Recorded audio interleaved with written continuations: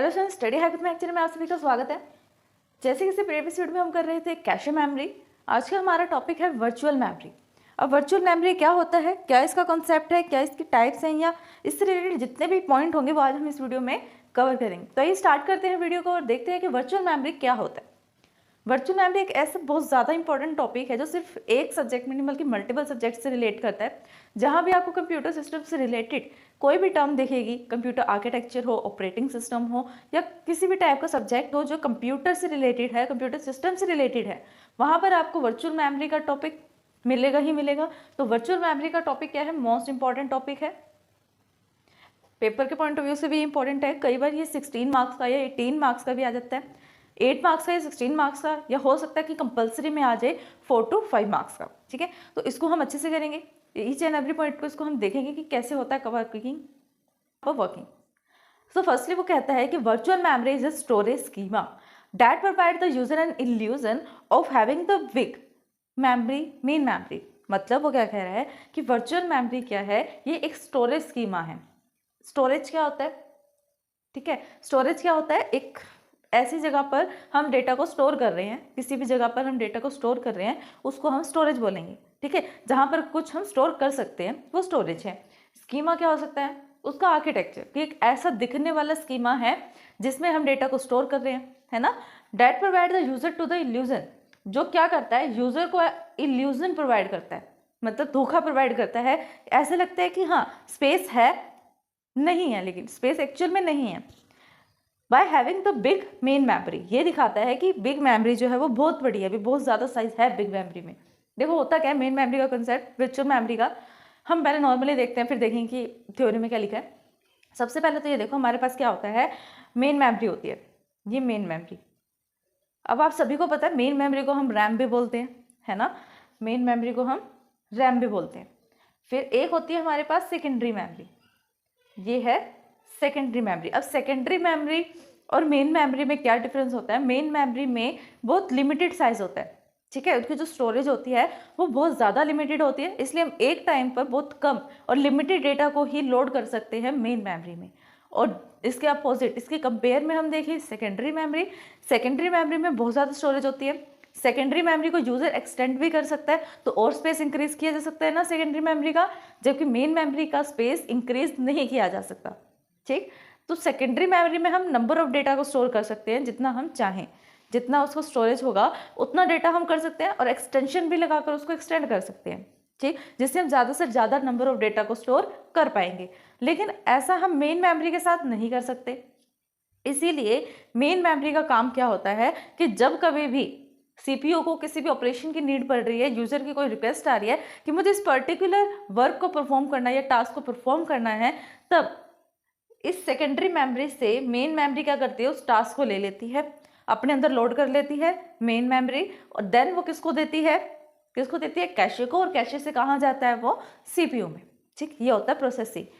अब देखो कि हमारे पास सेकेंडरी मेमोरी में स्टोरेज बहुत ज़्यादा है, हम जितना चाहे उतना डेटा स्टोर कर सकते हैं। मेन मेमोरी में इतना स्पेस है नहीं, कुछ ऐसे भी प्रोसेसेस हैं या कुछ ऐसे टास्क हैं जिनका स्पेस बहुत ज़्यादा होता है, मेन मेमोरी के स्पेस से भी ज़्यादा होता है, तो उसको हम कैसे लोड कर सकते हैं मेन मेमोरी में। ये है कॉन्सेप्ट कि मेन मेमोरी जो है, सपोज कर लो, होता नहीं इतना, सपोज करो कि मेन मेमोरी का साइज जो है वो 40 KB है, ठीक है, जो सेकेंडरी मेमोरी में टास्क है वो 60 KB का है, जो हमें चाहिए ऑपरेशन परफॉर्म करने के लिए, जो टास्क चाहिए ना हमें कि जिसको हम चाहते हैं मेन मेमोरी में लोड हो जाए, उसका साइज 60 KB है, और मेन मेमोरी जो है उसका साइज 40 KB है। ठीक, अब ये देखो 40 KB तो कम होता है ना 60 KB से, तो पहले से उसका साइज कम है, तो वो इतना ज़्यादा बर्डन को कैसे लोड कर सकती है, नहीं कर सकती ना। तो इसी का कॉन्सेप्ट आता है वर्चुअल मेमोरी का। नाम देखो उसका, वर्चुअल मेमोरी, मेमोरी तो होता है कि मेमोरी, हाँ, जहाँ पे हम स्टोर करेंगे। वर्चुअल का मतलब होता है जो बस हम सोच रहे हैं लेकिन है नहीं। वर्चुअल का मतलब यही होता है ना, रियलिटी से दूर। वर्चुअल मीन्स हमारी थिंकिंग है, लॉजिकल माइंड है, लेकिन वो फिजिकली प्रेजेंट नहीं है।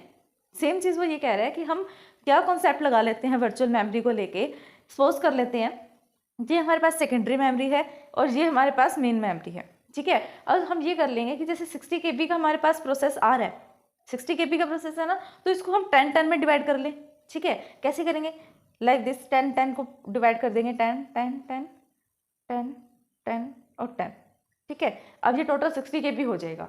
ऐसे ही हम क्या करेंगे, पहले 10 प्रोसेस को लेकर आएंगे, फर्स्ट नंबर वाले प्रोसेस को 10 KB का प्रोसेस एग्जीक्यूट हुआ, जैसे ही उसका वर्किंग खत्म हुई वो वापस सेकेंडरी मेमोरी में चला जाएगा।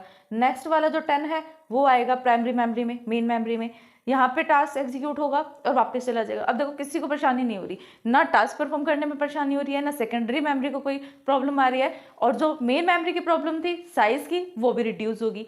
मतलब फंक्शनिंग यही चलती है कि थोड़ी देर उसको वो टास्क ले लेता है फिर दे देता है, मतलब पार्ट्स में डिवाइड कर लेता है वो टास्क को कि इतना मेरा स्पेस है, उतना स्पेस है, उससे थोड़ा सा कम स्पेस। अब ये हो सकता था कि 10 ना करके इसको फास्टली एग्जीक्यूट करने के लिए 20 KB का कर ले 3 बारी में। अब तो उसको 6 टाइम्स को उसको एग्जीक्यूट करना पड़ रहा है ना।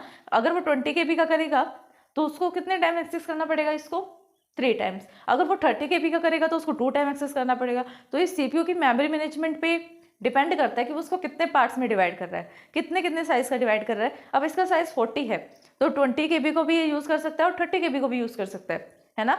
हो सकता है 40 को भी कर दे, लेकिन ये इक्वली डिवाइड करेगा ताकि टास्क जो है जो जल्दी परफॉर्म हो। ये था हमारा वर्चुअल मेमोरी का कॉन्सेप्ट। अब देखते हैं थ्योरी में क्या लिखा है। A virtual memory is a storage schema that provide the user an illusion. Virtual memory एक ऐसा स्टोरेज स्कीमा है जो यूजर को एक इल्यूजन प्रोवाइड करता है, मतलब ऐसे दिखाता है कि हाँ मेन मेमोरी का साइज बहुत बड़ा है, लेकिन मेन मेमोरी का साइज बड़ा नहीं होता, वो सेकेंडरी मेमोरी की हेल्प लेता है, ठीक। This is a done very big memory, main memory ये क्या कर देता है, ऐसे दिखा देता है कि मेन मेमोरी जो है वो बहुत बिग है। This is done by treating a part of secondary memory as a main memory. ये ऐसे दिखा देता है कि जो सेकेंडरी मेमोरी है ना उसका थोड़ा सा पार्ट इस मेन मेमोरी से रिलेटेड है। मतलब ये मान लेता है कि जितना उसका स्टोरेज है ना उतना स्टोरेज मेन मेमोरी का है और वो उसको एग्जीक्यूट कर सकता है उस पर्टिकुलर टास्क को। In this schema user load the bigger size process then the available in the process, ठीक है। जितना ज़्यादा साइज का प्रोसेस अवेलेबल होगा उतना वो एग्जीक्यूट कर सकता है, ठीक है, क्योंकि उसको पार्ट्स में डिवाइड करना है। सपोज करो ये 60 KB करना हो कि 120 KB का हो, तब वो क्या करेगा, तो वो 30 में डिवाइड कर देगा ताकि जल्दी एग्जीक्यूट हो जाए, है ना। तो वो यही कह रहा है इन दिस स्कीमा में user can load the bigger size. User जो है बड़े से बड़े साइज को भी, जो प्रोसेसर का या बिग साइज होगा उसको भी लोड कर सकते हैं, ठीक। Instead of loading on a big process the main memory and the operating system loading the different parts of more than one processes in the memory. अब ऐसा भी हो सकता है ना कि एक ही टाइम पर 2 प्रोसेसेस हमें एग्जीक्यूट करनी हो, 2 टास्क परफॉर्म करने हो, तो वो क्या करेगा, सेम प्रोसेस करेगा। कैसे करेगा, ये मेमोरी मेन मेमोरी है, ठीक है, और ये सेकेंडरी मेमोरी है। सेकेंडरी मेमोरी में 2 टास्क है, टास्क 1 एंड टास्क 2। ये वाला टास्क कितने का है, ये हमारे पास 60 KB का टास्क है और ये हमारे पास 150 का टास्क है।